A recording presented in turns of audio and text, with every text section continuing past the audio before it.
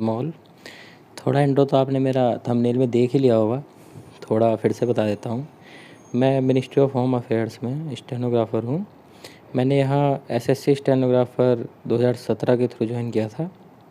उसके बाद भी मैंने एसएससी स्टेनोग्राफ़र 2018 और 19 वाला एग्ज़ाम 150 प्लस मार्क्स के साथ क्वालिफ़ाई किया था, जिसमें मेन रोल मेरी इंग्लिश का ही था, जो कि तीनों बार 87 प्लस आउट ऑफ 100 था।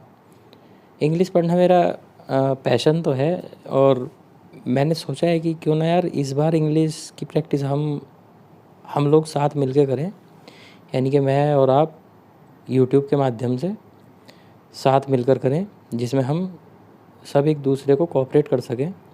और 2023 के ये आने वाले जितने भी एग्ज़ाम्स हैं, जैसे सीजीएल, सीपीओ, एसएससी स्टेनोग्राफ़र, इन सबको ध्यान में रख के हम एक बेटर वे में खुद को तैयार कर सकें। तो चलिए शुरू करते हैं आज का सेशन। ये मेरा पहला वीडियो है, तो इसमें हो सकता है थोड़ा मुझे भी लेक्चर रिकॉर्ड करने में थोड़ी प्रॉब्लम आए। तो प्लीज़ आपसे मेरी यही रिक्वेस्ट है कि इस वीडियो में प्लीज़ थोड़ा कोऑपरेट करें। धीरे धीरे जैसे जैसे मैं वीडियो रिकॉर्ड करता जाऊँगा, तो वो थोड़ा मुझे लगता है कि इम्प्रूवमेंट आ जाएगा वॉइस वगैरह को लेके।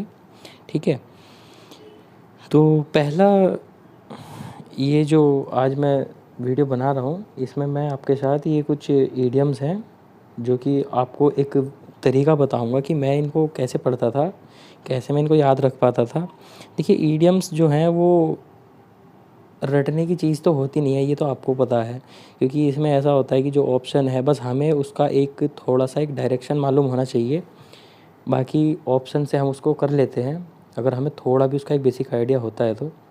जैसे कि शुरू करते हैं। ये पहला जो ईडियम है, स्वीपिंग स्टेटमेंट। अगर हम स्वीपिंग स्टेटमेंट वर्ड को देखें तो इसका मतलब क्या हो सकता है? स्वीपिंग का मतलब क्या होता है? झाड़ू लगाना। तो स्वीपिंग स्टेटमेंट क्या होगा? कुछ ऐसा ही झाड़ू लगाने जैसा, जो कि एक थॉटलेस स्टेटमेंट हो, जो बिना सोचे समझे बोल दिया गया हो। ठीक है, इसके बाद सेकंड को भी ऐसे ही देखते हैं। All at sea. All at sea में क्या समझ में आ रहा है कि इसमें एक वर्ड है सी। सी का मतलब आप मान सकते हो समुद्र से ले सकते हो। ऑल एट सी को आप ऐसे समझिए कि जैसे कोई भी एक पर्सन है और वो सी के बीचों बीच खड़ा है, तो उसे चारों तरफ पानी ही पानी दिखाई दे रहा है। तो इसका मतलब क्या होगा कि वो पजल्ड हो जाएगा, एक असमंजस की स्थिति उसके माइंड में पैदा हो जाएगी कि वो किसी भी कोई डायरेक्शन उसे पता नहीं चल पाएगी। तो ये वही वर्ड है ऑल एट सी की असमंजस की स्थिति मीन्स पजल्ड। ओके, इसके बाद हमारा आता है ईडियम नंबर जो 3 है, ये एनफ रोप। एनफ रोप से हमें क्या समझ में आ रहा है? एनफ का मतलब कुछ ज़्यादा होता है, रोप होता है रस्सी। तो हम इसको एक एग्जांपल ऐसे ले सकते हैं, जैसे कोई घोड़ा है, वो रस्सी से बंधा हुआ है और वो घास चर रहा है, तो जितनी रस्सी जितनी ज़्यादा लंबी होगी वो उतनी ही एरिया में घास चर पाएगा। तो बस इसे आप ऐसे ही याद रख सकते हैं कि एनफ रोप का मतलब होता है एनफ फ्रीडम फॉर एक्शन, कार्य करने की स्वतंत्रता देना। यानी कि जितनी लंबी रस्सी होगी वो उतना ही दूर में अपना कार्य कर पाएगा। ठीक है, इसके बाद जो 4 नंबर की हमारी ईडियम आती है, बाय फिट्स एंड स्टार्ट। आप इसको ऐसे देख सकते हैं, फिट, एक तो इसमें वर्ड आ रहा है फिट और एक आ रहा है स्टार्ट, यानी कि जब कोई फिट होगा तभी तो स्टार्ट करेगा। तो बाय फिट एंड स्टार्ट। और अगर मैं इसका एक आपको एक और बताऊं, तो जो एथलीट होते हैं वो अक्सर चोटिल होते रहते हैं, तो कभी जब वो फिट हो जाते हैं तभी अपना गेम स्टार्ट कर पाते हैं, फिर से चोटिल हो जाते हैं, फिर फिट होते हैं, फिर स्टार्ट करते हैं। तो उनमें एक रेगुलरिटी नहीं रह पाती है। जैसे क्रिकेट में भी एक जसप्रीत बुमराह है, उसके वो अभी आईपीएल से भी बाहर है। तो बस वैसे ही इसको याद रखिए कि बाय फिट्स एंड स्टार्ट वो इर्रेगुलर ही होता है, जो भी होता है अनियमित काम करते हैं। ठीक है, इसके बाद नेक्स्ट आता है हमारा फेल फाउल ऑफ। अब इसमें देखिए हमें एक वर्ड मिल रहा है फाउल। फाउल का मतलब अपने आप में एक गलती होता है। जो गेम हमारे फुटबॉल वगैरह के होते हैं, उसमें यदि कोई पर्सन है वो फाउल कर देता है, तो वो खुद को और अपनी टीम को वैसे ही दुविधा में फंसा देता है, क्योंकि जो उसकी अपोजिट टीम है उसको उसका कहीं ना कहीं बेनिफिट मिल जाएगा। तो बस यही इसका मीनिंग है, गॉट इनटू ट्रबल विद, यानी कि दुविधा में फंसना। ठीक है, उसके बाद ये 6 नंबर का आता है हमारा टोकन स्ट्राइक।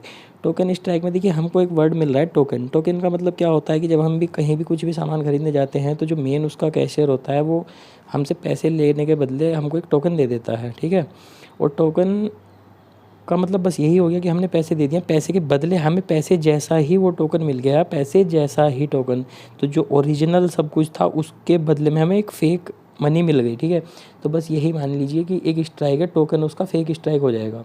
तो टोकन स्ट्राइक का मतलब बस यही हो चुका है कि कोई जो हम रियल में जो स्ट्राइक है उसकी वार्निंग देने के लिए, चेतावनी देने के लिए जो हड़ताल हम करते हैं, बस ये टोकन स्ट्राइक वही होती है, ठीक है। इसके बाद क्या आता है, फेस द म्यूज़िक। अब देखिए इसमें म्यूज़िक मिला हुआ है वर्ड, ये म्यूज़िक वो वाला म्यूज़िक नहीं है, ठीक है। इसका म्यूज़िक क्या है कि फेस द म्यूज़िक, किसी के अंदर जो चल रहा है वो भड़ास जब आपके ऊपर निकालेगा तो ये वही होगा फेस द म्यूज़िक। इसको आप ऐसे याद करिए जैसे कि आप कोई एम्प्लॉई हैं और आपने कुछ गलत काम कर दिया है, तो जो आपका बॉस होगा उसके दिमाग में जो सब कुछ चल रहा होगा वो आपको फिर डांटेगा, अपनी भड़ास आपके ऊपर निकालेगा। तो यही इसका मीनिंग है गेट रेप्रिमेंडेड, यानी परिणाम भुगतना, ठीक है।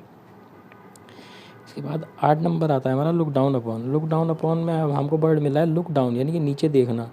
तो सामने कोई हमारे खड़ा है, हम उसको देख के नीचे देख रहे हैं या इधर उधर देख रहे हैं, तो इसका मतलब क्या है कि हमारा उसके अंदर कोई इंटरेस्ट नहीं है, तो हम उसको तुच्छ समझ रहे हैं, यानी कि हम उससे हेट करते हैं, इंटेंसली हेट करते हैं, उससे घृणा करते हैं, ठीक है। इसके बाद आता है flogging a dead horse. Flogging a dead horse में हमें जो वर्ड मिल रहा है, एक तो फ्लॉगिंग मिल रहा है, एक डेड हॉर्स मिल रहा है। तो फ्लॉगिंग का मतलब होता है कोड़े मारना, जो कि आपने देखा होगा पुरानी फिल्मों में होता था, किसी को कोड़े मारे जाते थे। तो अब ये डेड हॉर्स, अब हम किसी मरे हुए घोड़े को यदि कोड़े मारने लगें तो उससे कोई फ़ायदा थोड़ी ना है, वो उठ थोड़ी ना जाएगा। तो उसका फिर क्या होगा, मीनिंग यही निकलेगा कि बेकार के कार्य में अपना समय हम लोग बर्बाद कर रहे हैं, यानी कि wasting time in useless effort, okay. इसके बाद आता है हमारा अंडर ए क्लाउड। अब इसमें हमें वर्ड मिल रहा है क्लाउड। क्लाउड से हम याद कर सकते हैं जैसे रुई का कोई बंडल हो बड़ा सा, ठीक है, क्योंकि क्लाउड ऐसा ही तो लगता है जैसे रुई का बंडल होता है, ठीक है। तो उसके नीचे यदि कुछ छिपा हुआ हो रुई के बंडल के, तो हमें एक सस्पेंस हमारे माइंड में क्रिएट हो जाएगा ना। तो यही फिगर से आप याद रख सकते हैं कि अंडर सस्पिशन, शक के दायरे में होना, अंडर ए क्लाउड, अंडर सस्पिशन, सस्पेंस कुछ होना उसके नीचे का, ठीक है। अब इसके बाद आता है हमारा ग्रीन थंब। ग्रीन थंब का आप ऐसे समझिए कि किसी का अंगूठा है वो ग्रीन कलर का हो रखा है। और ग्रीन कलर किसका होता है, ग्रीन कलर पत्तों का होता है, जो पेड़ों पे पत्ते वगैरह होते हैं। तो उससे अगर ग्रीन कलर उसके हाथ पे लगा है तो इसका मतलब तो यही हो सकता है ना कि वो बागवानी में पेड़ पौधों में रुचि रखता है। बस यहीं से इसका मीनिंग निकल कर आ जाएगा, to have a natural interest, ठीक है। इसके बाद आता है प्लेड हैवोक। हैवोक का अपने आप में मीनिंग होता है तबाही, ठीक है। तो प्लेड हैवोक जब कोई, ये तो सीधा सीधा इसका मीनिंग निकल रहा है तबाही मचाना, कॉज डिस्ट्रक्शन, ठीक है।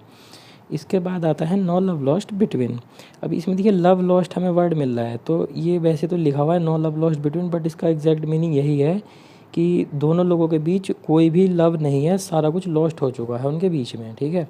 तो उनके संबंधों में खटास आई हुई है, यानी कि not on good terms. Fair and square. अब इसमें दो वर्ड है, फेयर एंड स्क्वायर। फेयर का मतलब अपने आप में ही एक ईमानदारी भरा कोई कार्य हो सकता है, तो उसको ही तो हम फेयर बोलेंगे, ठीक है। अब उसका भी स्क्वायर कर देना तो फिर तो यही बनेगा ऑनेस्ट और ईमानदार, ठीक है। इसके बाद हमारा आता है 15 ए वाइट एलिफेंट। अब वाइट एलिफेंट, इसमें आपको जो वाइट एलिफेंट दिख रहा है, तो मैं इसको ऐसे याद करता था कि वाइट कलर की मैं स्कॉर्पियो गाड़ी से इसको याद करता था, क्योंकि वो अपने आप में एक 20-25 लाख की तो गाड़ी है, फिर उसका डीजल का इतना खर्चा होगा, तो वो हिंदी में कहावत है कि हाथी पाल तो कोई भी ले खिलाए कौन। तो बस ये वही इडियम है, आप इसको वैसे ही याद रखिए कि महंगा और परेशानी का स्रोत, कॉस्टली और ट्रबलसम पजेशन, ठीक है। इसके बाद आता है हमारा आउट एंड आउट। इसमें 2 बार आउट लिखा हुआ है, तो आप इसको ऐसे याद रखिए कि जैसे क्रिकेट है या कोई भी गेम है, उसमें एक एम्पायर होता है। अंपायर यदि किसी खिलाड़ी को आउट दे देता है, तो वो खिलाड़ी अगर उससे बहस करने लगे तो वो 2 बार ही बोलेगा आउट एंड आउट, यानी कि आप पूरी तरह से आउट हो चुके हो, आप बाहर जा सकते हो, ठीक है।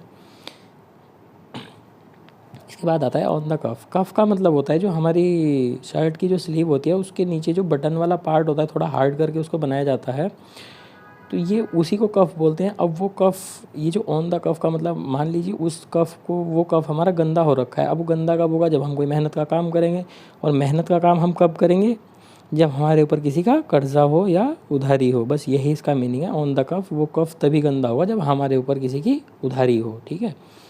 Does not hold water. अब ये डज नॉट होल्ड वाटर में हमें एक वर्ड मिल रहा है होल्ड और वाटर। इसका मतलब क्या है, हम अपनी हथेली पर, आपने भी देखा होगा, हम अपनी हथेली पर पानी डालते हैं तो वो धीरे धीरे उंगलियों के बीच से निकल जाता है।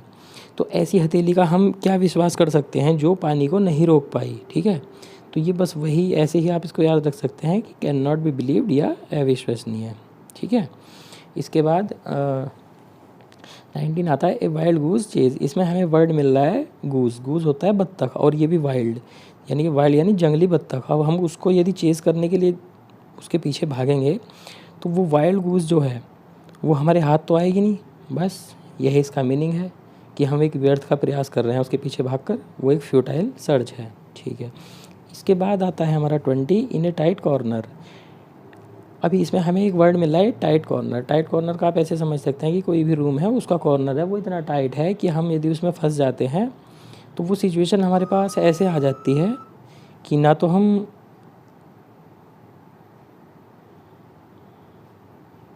अभी ये 20 वाली जो ईडियम है इन ए टाइट कॉर्नर, इसमें इसका मीनिंग ये हो जाता है कि जैसे कि कोई टाइट कॉर्नर, जैसे कि कोई, अब ये 20 वाली जो ईडियम्स है इसमें हमें एक वर्ड मिल रहा है टाइट कॉर्नर। अब मान लीजिए कि कोई रूम है उसका कॉर्नर है वो इतना टाइट है कि हम एक डिफ़िकल्ट सिचुएशन में फंस चुके हैं, क्योंकि वो जो रूम का टाइट कॉर्नर है तो उसमें क्या होगा कि हम इधर होंगे ना इधर होंगे, तो ये हमारे लिए एक डिफ़िकल्ट सिचुएशन हो जाएगी ना, कि कठिन परिस्थिति में होना, ठीक है। इसके बाद आता है गोइंग प्लेसेस। गोइंग प्लेसेस का मतलब क्या हो सकता है कि अलग अलग प्लेस पर जाना, और अलग अलग प्लेस पर कौन जाएंगे, जो लोग टैलेंटेड होंगे या सक्सेसफुल होंगे। जैसे कि ये मोटिवेशनल स्पीकर होते हैं तो सभी लोग इन्हीं को क्यों बुलाते हैं बार बार, वो इसीलिए बुलाते हैं ना कि जिससे आए और बच्चों को या हमारे एम्प्लॉयज़ को ये मोटिवेशन थोड़ा दें। तो ये बस वही आप समझ लीजिए कि गोइंग प्लेसेस का मतलब टैलेंटेड एंड सक्सेसफुल पर्सन के लिए ये वर्ड यूज़ होता है, ठीक है। उसके बाद आता है इन कोल्ड ब्लड। अब इसमें हमें कोल्ड ब्लड जो वर्ड मिल रहा है इसका हम हिंदी मीनिंग सोचे तो क्या होगा कि ये ठंडा खून होगा। तो ये मान लीजिए कि जैसे बोलते हैं कि गर्म खून था और उसने गुस्से में ऐसा कर दिया, ठीक है। तो अब जस्ट इसका उल्टा सोचिए कि जो गर्म खून था उसने गुस्से में किया होगा जो भी कुछ किया। अब जो ठंडा खून है वो गुस्से में थोड़ी ना करेगा। तो इसका बस वही इसका मीनिंग है ए मर्डर डन इंटेंशनली, यानी कि जानबूझकर कोई काम जो किया गया है, जानबूझकर जो हत्या की गई है वो हो गया इन। 23 हमारा आता है ऑफ एंड ऑन, ठीक है। तो इसमें हमें दो वर्ड मिल रहे हैं of and on. Of and on इसका मतलब क्या हो सकता है कि जैसे कोई लाइट है हम उसे बार बार कभी ऑफ़ कर रहे हैं कभी ऑन कर रहे हैं, कभी ऑफ़ कभी ऑन, तो वो जो लाइट जलेगी वो क्या होगी, वो ओकेजनली ही जल पाएगी, कभी कभी ही जल पाएगी और कभी कभी वो बंद रहेगी। तो हम इसको ऐसे याद रख सकते हैं ऑफ एंड ऑन को, ओकेजनली कभी कभी, ठीक है। इसके बाद आता है हमारा 24 हार्ड एंड फास्ट। इसका मतलब आप ऐसे समझ लीजिए जैसे कोई भी व्यक्ति है या कोई भी ऐसा सब्सटेंस है जो कि अपने आप में हार्ड है और वो बहुत ज़्यादा फास्ट भी है, बहुत स्पीड भी है उसमें, तो वो क्या होगा, वो अपने आप में बहुत ज़्यादा स्ट्रिक्ट होगा, सख्त होगा, तभी तो वो हार्ड एंड फास्ट होगा, ठीक है। एक आता है फिर हमारा took to heels. Took to heels को आप, इसमें हमें एक वर्ड मिल रहा है हील्स, यानी कि जो एड़ियाँ होती हैं पैरों की, ठीक है। अब हम पैरों की एड़ियों पर कब चलते हैं, जब हमें किसी से डर लगता है कि यार जैसे हम कहीं से जा रहे हैं, निकलते हुए भागते हुए जा रहे हैं, तो हम धीरे धीरे दबे पाँव वहाँ से निकल के जाएंगे जिसे किसी को पता भी ना चले। तो इसका बस वहीं से आप मीनिंग थोड़ा ध्यान में रख सकते हैं, took to heels run away in fear, डर से भागना, ठीक है। इसके बाद आता है हमारा to keep up. To keep up का मतलब वैसे तो इसमें कुछ कोई ऐसी ट्रिक मेरे पास भी नहीं है, but to keep in touch, संपर्क बनाना। कीप अप खुद को ऊपर से ऊपर ले जाना, कीप अप और ऊपर ले जाना। और ऊपर कब लेकर जाएंगे, जब आप किसी के टच में होंगे तभी तो वो आपको और ऊपर कीप रखेगा, आपको अपने वो कीप अप करेगा, ठीक है। उसके बाद 27 आता है हमारा make a clean breast. Breast क्या होता है कि जो एक तो वर्ड होता है चेस्ट, एक होता है ब्रेस्ट। ये चेस्ट वर्ड जो है मेल्स के लिए यूज़ होता है और जो ब्रेस्ट होता है फीमेल के लिए यूज़ होता है। तो हम इस ब्रेस्ट से एक वर्ड हमें जो होता है वो होता है सीना। सीने के अंदर क्या होता है, दिल, है ना। तो मेक ए क्लीन ब्रेस्ट का मतलब अपना दिल, ब्रेस्ट मतलब अपना वही जो है दिल को अपने साफ़ रखना। कोई भी काम हमने जो किया है तो उसको बिना डर के हम अपने आप से स्वीकार कर लें, कन्फेस विदाउट रिजर्व। इसको आप ऐसे याद कर सकते हैं, ठीक है। इसके बाद आता है हेड्स विल रोल। अब हेड्स से हमें जो वर्ड मिला है ये है हेड्स। अब हेड्स का मतलब क्या होता है, हेड्स का मतलब होता है सिर, ठीक है। और विल रोल, अगर सिर इधर उधर जाएंगे तो इसका मतलब क्या हो सकता है, ट्रांसफ़र ही होगा, क्योंकि जब ट्रांसफ़र में ही वो बंदा है उसका जो सिर है वो इधर उधर वो लोग जाएंगे तो समझ लीजिए वो ट्रांसफ़र ही होगा, ट्रांसफ़र विल टेक प्लेस, ठीक है। उसके बाद आता है हमारा मेक नो बाउंस अबाउट। अब इसका जो थोड़ा ट्रिक वगैरह इसमें ऐसा कुछ नहीं लग रहा है। वैसे बोन्स जो हड्डी है, तो कभी कभी हम बोलते हैं कि गले में हड्डी फंसना की बहुत कि किसी काम में बोलते हुए हिचकिचाना, तो आप उसको वैसे भी याद रख सकते हैं कि थोड़ा मेक नो बोन्स अबाउट, कि किसी भी कोई भी बात ऐसी हम बोल रहे हैं जिससे हमारे गले में हड्डी ना फंसे, यानी कि हम बेझिझक बिना किसी हेजिटेशन के किसी के सामने बता दें। उसके बाद ये आती है हमारी टेक आफ्टर। ये तो आप सभी को पता ही होगा, टेक आफ्टर का मतलब होता है रिसेम्बल्स, किसी दूसरे के समान दिखना, ठीक है। टू स्टार्व ऑफ, अब इसमें एक वर्ड आ रहा है स्टार्व। स्टार्व को हम याद करेंगे स्टारवेशन से। स्टारवेशन होता है भुखमरी, और भुखमरी को ऑफ कर देना, यानी कि कुछ समय के लिए टाल देना, पोस्टपोन उसको कर देना, तो यही इसका मीनिंग होगा टू स्टार्व ऑफ का, पोस्टपोन टाल देना, ठीक है। फिर इसके बाद आता है to give a piece of mind. अब इसमें एक वर्ड आ रहा है ए पीस ऑफ माइंड। अब पीस ऑफ माइंड का मतलब हो सकता है हमारे दिमाग में जो चल रहा है वो हम दूसरे के को सामने बताएंगे ना उसको, तो इसका मीनिंग आप यही याद करेंगे कि जब हम उसको बताएंगे तो हो सकता है हम उसको डांट कर बताएं, ए पीस ऑफ माइंड। तो to give a piece of mind, किसी को डांटना, टू रेप्रीमेंड। उसके बाद आता है हमारा रेस्ट ऑन लॉरेल्स। अब इसमें वर्ड है लॉरेल्स। लॉरेल्स का मतलब होता है कि अपनी जो पुरानी ख्याति है, प्रसिद्धि है, तो रेस्ट ऑन लॉरेल्स इसका मतलब बस यही हो गया कि अपनी जो हमने जो कमाई है, जो ख्याति हमारी प्रसिद्धि है हमने कमाई है, बस उसी का गुणगान करते रहना, उसी पर टिके रहना। उसके बाद आता है हमारा पे थ्रो नोज़। अब नोज़ का मतलब तो वही नाक होता है, नाक चढ़ाते हुए पे करना, ठीक है। अब नाक चढ़ाते हुए पे हम कब करेंगे कि जितना बिल हमने अपने माइंड में सोचा था उससे 2 गुना या 3 गुना हमें देना पड़ रहा है, तो बंदा जो है वो पे करते हुए अपनी नाक चढ़ाएगा थोड़ी सी, बस यही इसका मीनिंग हो गया, पे एन एक्सट्रीमली हाई प्राइस। इसके बाद 35 है ये ड्रॉ ऑन फैंसी। अब इसमें एक वर्ड है फैंसी। फैंसी का मतलब क्या होता है, हमारे विचार या हमारी जो कल्पना होती है, ठीक है। अब हम अपने विचारों में, कल्पना में कुछ भी ड्रॉ कर रहे हैं, तो कर तो विचारों में ही रहे हैं ना, रियल में तो नहीं कर रहे हैं, तो उसका क्या होगा फिर, ये होगा यूज़ इमेजिनेशन की, किसी भी चीज़ की बस कल्पना करना, ठीक है। उसके बाद आता है टर्न एन ऑनेस्ट लिविंग। अब इसमें देखिए एक वर्ड है ऑनेस्ट लिविंग, यानी कि ईमानदारी से जीवन अपना व्यतीत करना। तो अब ऑनेस्ट लिविंग का तो वैसे बस सीधा सीधा यही पता चल रहा है कि ईमानदारी से ही जीना है, यही इसका मीनिंग है, मेक लेजिटिमेट लिविंग। 37 है हमारा give the game away. Give the game away में एक वर्ड आ रहा है गेम अवे, यानी कि खेल को किसी के दूर कर देना। वो जैसे हम बोलते हैं ना कि आपने मेरे साथ ही गेम खेला है, तो गेम को अवे कर देना, यानी कि गिव आउट द सीक्रेट, किसी का पर्दाफाश कर देना या राज उसका खोल देना, ठीक है। इसके बाद आता है चीक बाय जाउल। अब जाउल जो वर्ड होता है ये हमारे जो जबड़े के लिए यूज़ होता है। अब चीक, चीक क्या होता है, चीक हमारा जो गाल है ये होता है। अब गाल और जबड़ा आप समझ सकते हैं कि ये दोनों आपस में एक दूसरे के कितने नज़दीक हैं, बस यही इसका मीनिंग है, वेरी नियर, बहुत नज़दीक, चीक बाय जाउल। इसके बाद आता है हमारा गिव इन, यानी कि यील्ड या सरेंडर कर देना, गिव इन हार मान लेना, ठीक है। इसके बाद हमारा ये आता है रन राइट। अब राइट का तो आपको पता ही है, इसका मतलब ही दंगा होता है, तो बस ये वही है, रन भाग जाना, राइट दंगा, दंगा कर लेना और भाग जाना, तो आतंक मचाना, act without restraint. Go through fire and water, इसमें 2 वर्ड आ रहे हैं, एक आ रहा है फायर, एक आ रहा है वाटर। अब गो थ्रू फायर एंड वाटर, या तो आग से भी निकल जाना या पानी से भी निकल जाना, तो यही इसका मीनिंग है, कोई भी खतरा मोल लेना या अंडरगो एनी रिस्क, ठीक है। टॉकिंग थ्रू हैट, इसमें एक वर्ड है ये हैट। हैट का मतलब क्या होता है, जो हमारे सर पे जो टोपी लगी हुई होती है। अब टोपी को, अब आप इसको ऐसे याद करिए, टॉकिंग थ्रू हैट, जैसे हम होता है ना कि अपने मुंह पर हाथ रखकर नीचे मुंह करके, जैसे क्लास में बैठते थे, बैक बेंचर्स होते हैं, तो वो मुंह पे हाथ रख के कुछ भी बोलते रहते हैं पीछे से टीचर को, तो बस यही थोड़ा सा एक आप इसका लॉजिक लगाइए कि फेस के आगे हैट किया अपना टोपी की, और किसी ने भी कुछ भी बोल दिया जिससे सामने वाले को पता ना चले, तो ये वही है टॉकिंग नॉनसेंस, बकवास करना, ठीक है।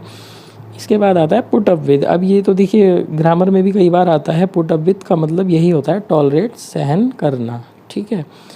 और ये बाय फिट्स एंड स्टार्ट्स, ये मैंने आपको बता ही दिया था, ये अभी फिर से आ गया है कि जो कभी वो फिट होगा तभी स्टार्ट कर पाएगा, फिट नहीं होगा तो स्टार्ट नहीं कर पाएगा जो एथलीट है, तो इसका वही मीनिंग हो जाएगा इरेगुलरली या अनियमित रूप से अपना गेम चलाना। रीडिंग बिटवीन द लाइन्स, इसका आपने वैसे पढ़ा भी होगा, हर जगह ये लिखा हुआ मिलता है, रीड बिटवीन द लाइन्स, तो इसका यही है कि लाइन्स में जो लिखा हुआ है वो तो हमने पढ़ ही लिया है, बट लाइन्स के बीच में जो लिखा हुआ है, जो कि हमें सीधे सीधे समझ नहीं आ रहा है, बट हमको समझना बहुत ज़रूरी है, उस सब के एक सेंस को समझने के लिए। तो इसका मतलब वही है, अंडरस्टैंडिंग द हिडन मीनिंग, छिपे अर्थ को समझना। ठीक है, इसके बाद 46 आता है गेट द सैक। अब सैक जो इसमें एक वर्ड है, इसका मतलब होता है थैला। ठीक है, गेट द सैक। अब इसमें सामने वाला हमारा बॉस हमको बोल रहा है कि अपना थैला उठाओ और निकलो यहाँ से। ठीक है, तो इसका मीनिंग वही बन जाएगा कि बर्खास्त कर देना। बॉस ने हमको बोल दिया अपना थैला उठाओ और जाओ, उसने हमको डिसमिस कर दिया, बर्खास्त कर दिया।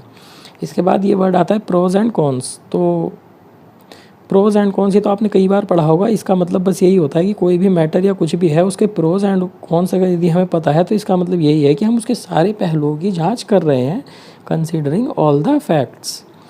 इसके बाद आता है by leaps and bounds. Leaps का मतलब क्या होता है, छलांग, और बाउंड्स का मतलब बाउंड्री से होता है, यानी कि सीमा। तो हम इसको ऐसे याद कर सकते हैं कि यदि कोई व्यक्ति है वो किसी सीमा पर, बॉर्डर पर है, और वो छलांग मारते हुए बॉर्डर पार करना चाहता है, तो वो क्विकली छलांग लगाएगा, इतनी शीघ्रता से, इतना क्विकली लगाएगा कि उसके माइंड में ये रहेगा कि कोई मुझे इधर से उधर देख ना ले, छलांग लगा दे। तो बस यहीं से इसका आप थोड़ा लॉजिक लगा सकते हैं, या इसको एक ट्रिक से याद कर सकते हैं कि leaps and bounds very quickly, शीघ्रता से। फिर ये अब एक आता है in the good books. Good books का मतलब क्या हुआ, अच्छी किताबें। अब जब इन द गुड बुक्स कोई भी व्यक्ति होगा तो वो जो किताबों के अंदर जो ज्ञान है, जब वो उनमें घुसा रहेगा तो वो ज्ञान को अपने पक्ष में कर लेगा, यानी कि वो ज्ञान उसके माइंड में फिर तो आएगा ही ना। तो बस इसका थोड़ा सा आप इसी से याद कर सकते हैं, in favour with boss. Boss कह लीजिए, या जो उसमें किताबों में ज्ञान छपा है वो उसको अपने फेवर में ले लेगा, यानी कि वो उसके माइंड में हो जाएगा। लास्ट है हमारा in the long run. Long run का मतलब आप जान ही सकते हैं कि लॉन्ग का मतलब लंबा, और लॉन्ग रन में जो काम है यानी कि अल्टीमेटली, आखिरकार। बस इसको आप ऐसे ही याद कर रख सकते हैं, ये तो वैसे नॉर्मल है, in the long run, ultimately, आखिरकार। तो फ्रेंड्स, ये थे आज के हमारे इडियम्स, जो कि मेरी आज ये पहली वीडियो है, तो मैंने सोचा था कि यही जो 50 हमारे इडियम्स हैं, यही मैं आपको थोड़ा सा इनके बारे में ये ऐसे ऐसे बताऊंगा कि आप ऐसे इनको याद कर सकते हैं पढ़ के। तो इसके बाद अगर आपको लगता है कि ये कुछ ज़्यादा हो रहा है तो आप मुझे कमेंट सेक्शन में बता सकते हैं कि मुझे इससे ज़्यादा पे वीडियो, एक ही वीडियो में 50 इडियम्स कराने चाहिए, या 50 से कम कराने चाहिए, या 50 से ज़्यादा कराने चाहिए। ठीक है, इसके बाद बस ये एक लाइन, ये थोड़ा मोटिवेशनल लिखा हुआ है आप लोगों के लिए कि क्या फ़र्क पड़ता है लोग तुम्हारे बारे में क्या सोचते हैं, तुम्हें यह निश्चित करना ही होगा कि लोग तुम्हारा भाग्य अपनी सोच से लिखेंगे या तुम अपना भाग्य खुद लिखोगे। बस यही है कि समाज के बारे में ज़्यादा ना सोच के आप किसी की बातों पर इतना ध्यान ना दें, और अपने भाग्य के बारे में खुद सोचें कि आपको करना क्या है, कैसे करना है और कब करना है। उसी के अकॉर्डिंग आप अपने प्लान बनाइए और उनमें लग जाइए। सफलता एक दिन आपके पास ज़रूर होगी। ठीक है एस्पिरेंट्स, बाय, थैंक यू इस सेशन को यहाँ तक देखने के लिए। और ये सेशन अगर आपको अच्छा लगा होगा तो आप कमेंट सेक्शन में मुझे बता देना कि मुझे ये, और आपके पास जो भी थोड़ा सा फीडबैक होगा, तो जैसे कि ये एक अभी पहली ही वीडियो है मेरी, तो आपके पास जितने भी सजेशन हो आप मुझे बता सकते हैं कमेंट सेक्शन में। मैं फिर उसी के अकॉर्डिंग, जिससे कि आपको और अच्छे से समझ आए, वो चीज़ें अप्लाई करके नेक्स्ट वाली वीडियो जो होगी मैं उसको बनाऊँगा। ठीक है, थैंक यू।